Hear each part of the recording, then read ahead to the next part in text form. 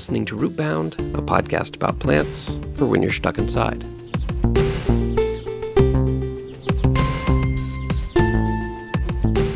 This episode is brought to you by the genus Allium. From garlic to leeks to onions to shallots, when it comes to aromatic bulbs, the genus has Allium.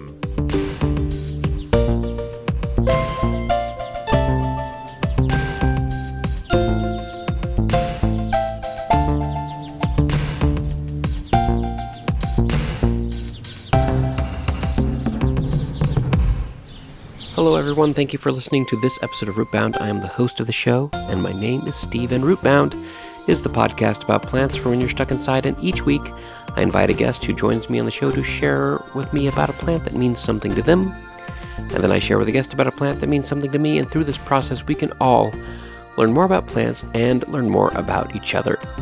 It is the philosophy of Rootbound that everybody has at least one plant that is meaningful to them because plants are so integral to our lives as humans on this planet. However, this episode is going to be a little bit different. Just transparently, I'm dealing with a sick kid this week. It's been a little bit hard to get together the classic interview format of this podcast, but luckily, I do have a guest today, my wife, Karla, who is probably the most reoccurring guest on the show, which makes sense because we live in the same house.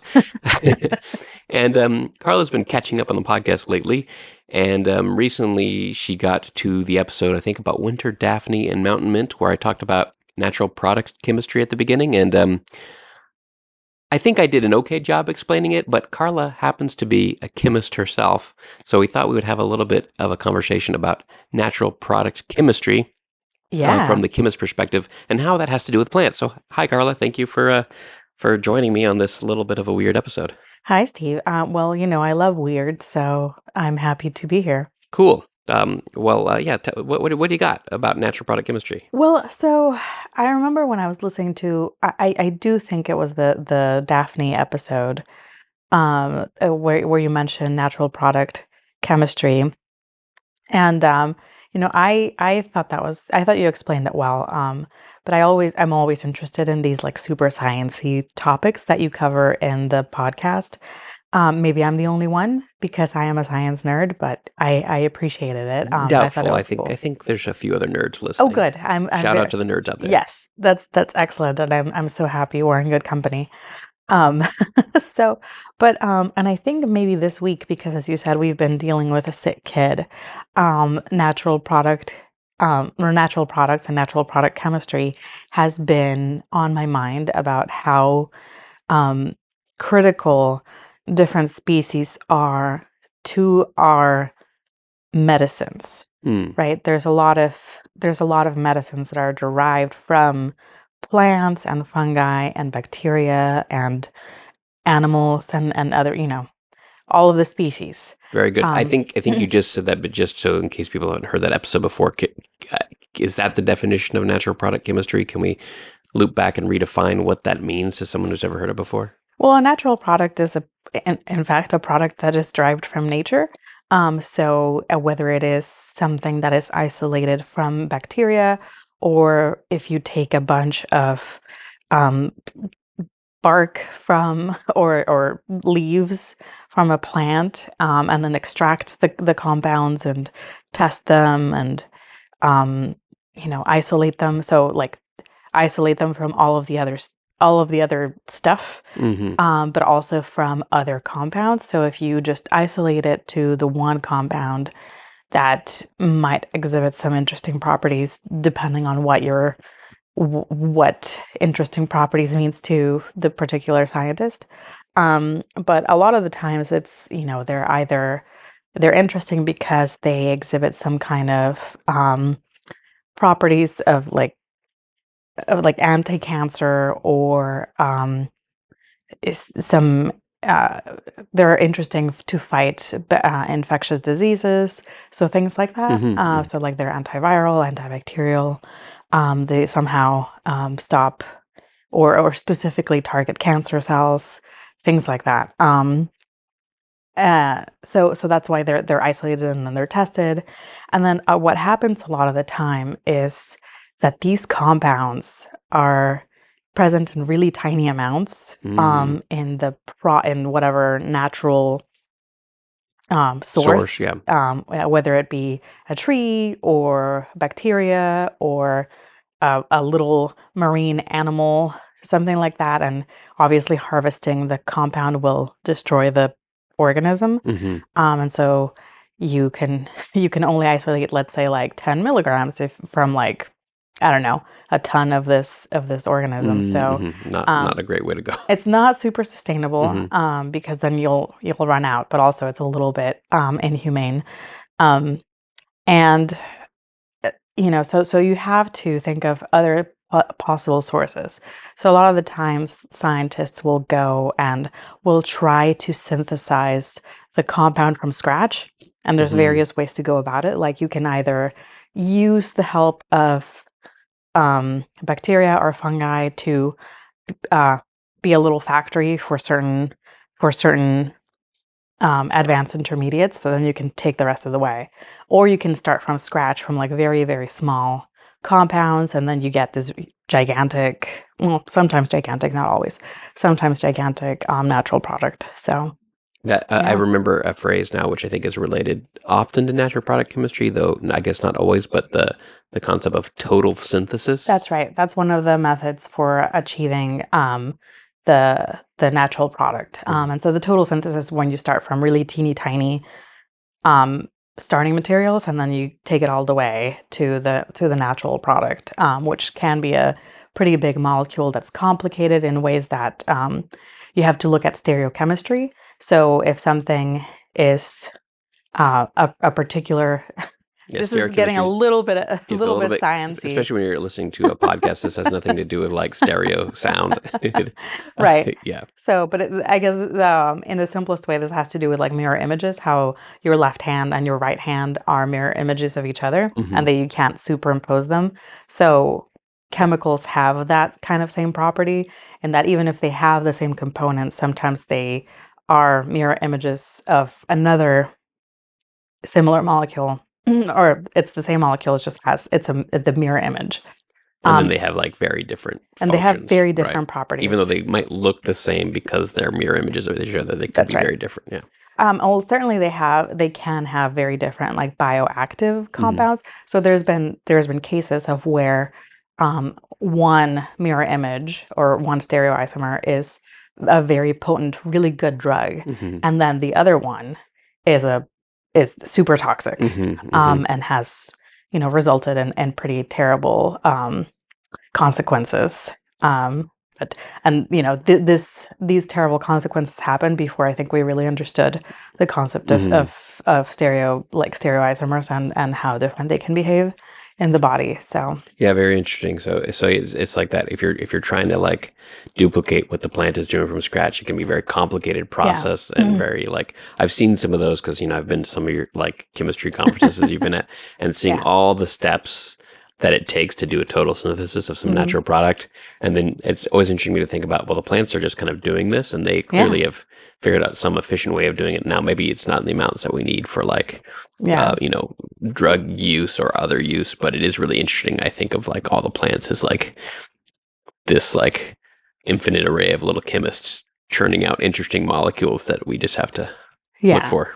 yeah. Which is and so that you mentioned like organisms have figured out a way to make that, which is why some scientists have decided to take advantage of that, and so Mm-hmm. they put in some kind of um, they like use some kind of fermentation process that Mm-hmm. using, I guess, yeast, Mm-hmm. for example, and they use this fermentation process to have a compound that will be halfway to the interesting natural product, Mm-hmm. and then you can take it the rest of the way because it isn't always, but it can be efficient. Yeah, those biological processes I see could be a shortcut as to like Yeah. a purely chemical process. Mhm. Yeah. Yeah. So, and it can be a shortcut, but Mhm. not always is it going to be. Yeah, I very guess interesting. it really is up to the specific compound. So I was doing some digging because you asked me to. Mm-hmm. And I think one of the most famous compounds, natural products, um, is paclitaxel. Paclitaxel. I've never heard of that. Well, you probably have heard of it under the brand name Taxol. And it is a chemotherapy drug. Oh, interesting. And it's used to treat several kinds of cancers. So it comes from the yew tree, the Pacific yew tree. Like Y-E-W? Y-E-W. Yeah, very good. And at harvesting this particular compound does kill the tree. So it's not super optimal if you want to get big quantities of this compound. So it was there were many methods that were used, which we mentioned already, either some kind of biosynthesis or semisynthesis. And then very famously in the 90s, the total synthesis was achieved by two groups that were competing to be the first. Oh, that's so to cool. synthesize, to complete the total synthesis. That's really interesting. So somebody at some point realized the quality of this particular compound in this plant. Yeah, and sometimes it's like different organizations that are like, hey, we have a problem with this. For example, I think there was some expedition to find compounds that might be useful in the treatment of AIDS. And so several different species were studied to see what compounds they could have that would be good in antivirals. So things like that. Not always. Sometimes it's just a scientist that's like, hey, what is this organism? Oh, let's see if I can extract it and see what comes out and like why it's cool or useful. So sometimes it's targeted. Sometimes I feel like it's just like some people are like, what can I do with this? Very interesting. It reminds me, I wonder if it was about this specific case or something else, or whether they had something in mind. But there's a Flaming Lips song that's like it's like about two scientists competing. It's called Race for the Prize.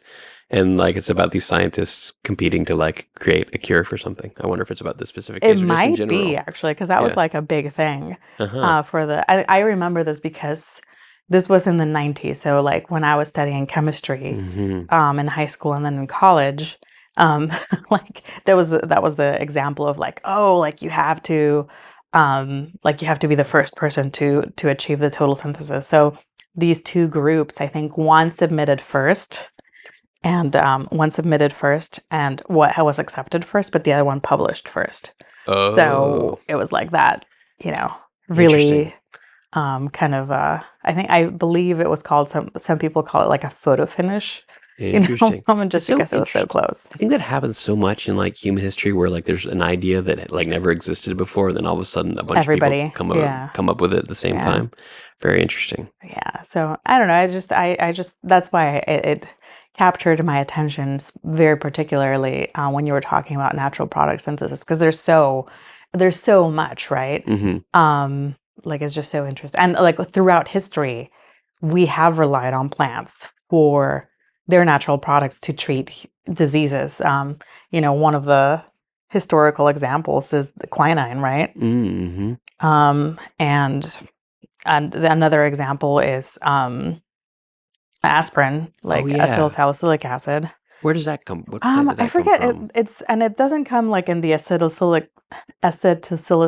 Oh my gosh, I can't speak today. Acetylsalicylic acid, specifically. Like I think you have to do a little bit of synthesis. I think you just isolate the salicylic acid, so then you have to add the acetyl part. But and I forget what tree that comes from, but it comes from a tree. Interesting. And also like quinine comes from a tree. That's often from barks, I think. It's yeah. So barks from a tree, and then there's another famous example, which is not obviously a tree, but penicillin. Oh yeah, right. It's from a bacteria, right? It's and so very interesting. So we've there's a gigantic history of us as humans getting medicine from other organisms in nature.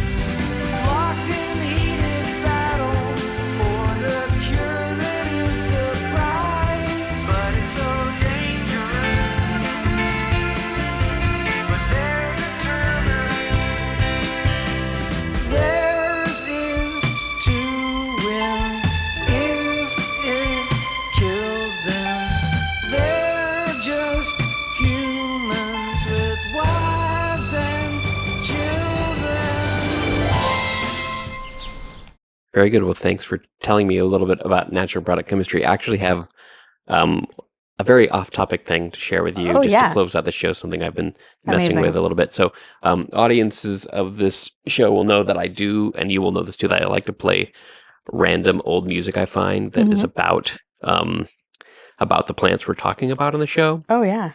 And I recently was thinking that there is this theme to a lot of the songs that we hear on the podcast, and so I'm going to play a couple examples just to show you what I mean here. So this is, for example, back when we were talking about the linden tree. There's this song by the Andrews Sisters. Underneath the linden tree, where you gave your heart to me, we will meet again, my sweet, and oh, how happy we will be. So yeah, that was Underneath the Linden Tree by the Andrews Sisters. And then we also have this other song that is by the Charlie Barnett Orchestra, coincidentally featuring vocals by a Judy Ellington. Love grows on the white oak tree, sugar floats like candy, top of the mountain shines like gold, where you kiss a young fellow so dandy.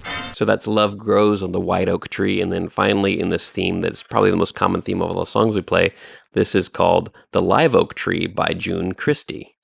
When I'm with you and you're with me, it's great to be alive beneath the live oak tree.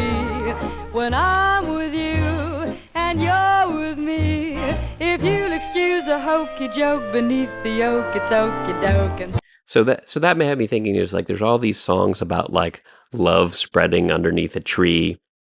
And that also had me thinking about another thing I run into a lot of the show is there's a lot of plants we talk about that I think are a little bit too obscure for anyone to have written songs about them. Yeah. And so we have an interesting solution now, because there is this pretty impressive artificial intelligence tools that let you create music that sounds like whatever you want. And so I thought I might try to give one of the plants we've talked about the song it might deserve. And I was thinking, but what is the plant that I've chosen that's just like the most like overlooked? And I was thinking about there's a plant we covered which actually grows in our yard, which is called straw-colored flatsedge, which, you know, I feel like nobody in the 40s who was like writing songs. And also another problem with straw-colored flatsedge is like you can't really have love under the straw-colored flatsedge or like growing on the straw-colored flatsedge, but you could have love near the straw-colored flatsedge. So this is where we're going to close the show out with is a song. Before you do, the salicylic acid comes from Latin salix for willow tree. Oh, That's yes, where it willow comes tree. from. So you can have love and cures growing underneath the willow tree. Love and medicine. Love and medicine growing underneath the willow tree. But yeah, the poor straw-colored flatsedge, it's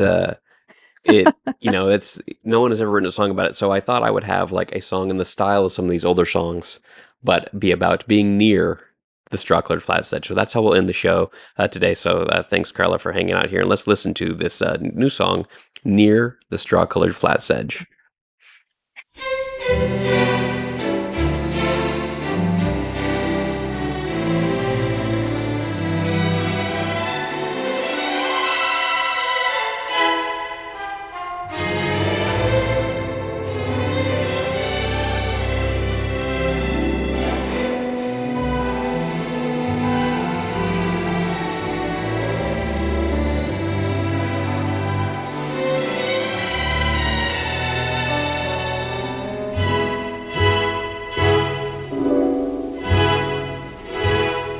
When the sun begins to set and the day comes to an end, by the stream where we first met, where the willows bend,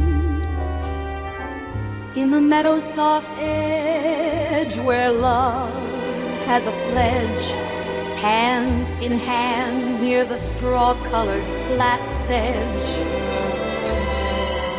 But near the straw-colored flatsedge, where breezes softly sigh. We'll forget the world's hard edge as the stars light up the sky. In this tranquil space, with your hand in mine, we'll pledge we'll find our peace and grace near the straw-colored Flatsedge.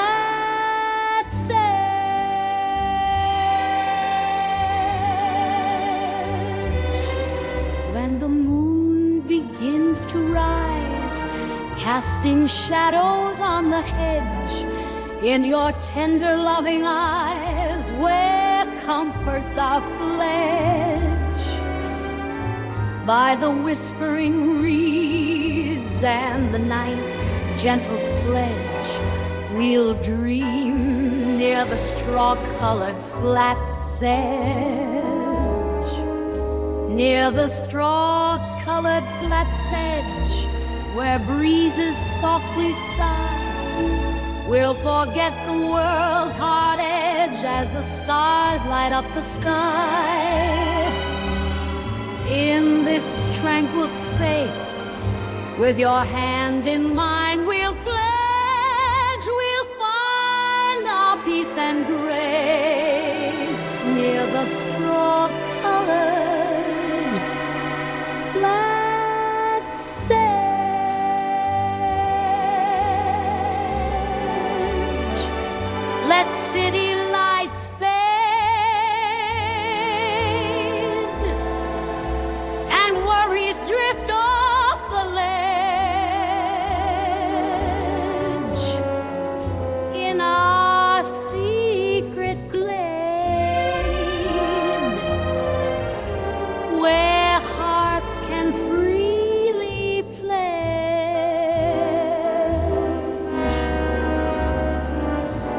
Near the straw-colored Flatsedge, where breezes softly sigh, we'll forget the world's hard edge as the stars light up the sky. In this tranquil space, with your hand in mine, we'll pledge we'll find our peace and grace near the straw-colored